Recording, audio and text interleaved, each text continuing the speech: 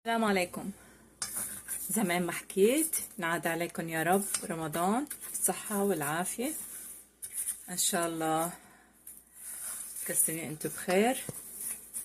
حبيت فرجيكم هيدول جايين طازة من لبنان.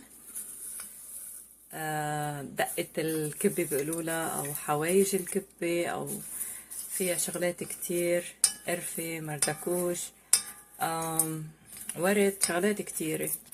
ببقى بحط لكم كمان كل يعني اللي بحطوهم بقلبها، وبعدين بيطحنون. عندي المطحنة هاي ما شاء الله، وبيجي الكيس هيك كمان في كل شي. فان شاء الله هلا بطحنهم فرجيكم كيف بصيروا. وهيدا نوع تاني، في الظاهر حر او بابريكا او شي ما بعرف. هيدا ريحته اقوى كمان. ان شاء الله هلا بيطلعوا على الطحن غير شكل. انتهينا الكبة. رزق الله ايام لبنان. يلا سلام. بسم الله وما شاء الله، بسم الله وما شاء الله. شايفين؟ لو تقدروا تشموا الريحة بس ما شاء الله.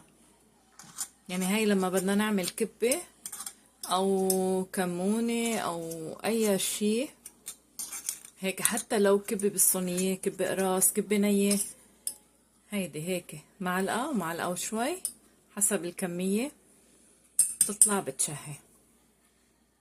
يلا السلام عليكم، ينعاد عليكم يا رب بالصحة والعافية. سلام. وهيدول خليتهم شوي خشنين، اللي طحنتهم اول شي لقيتهم كتير نعموا، فخليت شوي وهيك خشنين، ما طحنتهم على الاخر. وهلا بخلطهم مع بعض.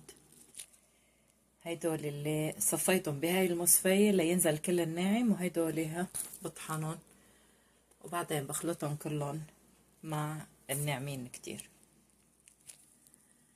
وهيك صاروا ما شاء الله من بعد ما طحنتهم وخليت شوي خشن. فالضو يمكن مش واضح كتير، بس هاي ما شاء الله ريحتهم عبت البيت كله ما شاء الله. يلا سلام عليكم.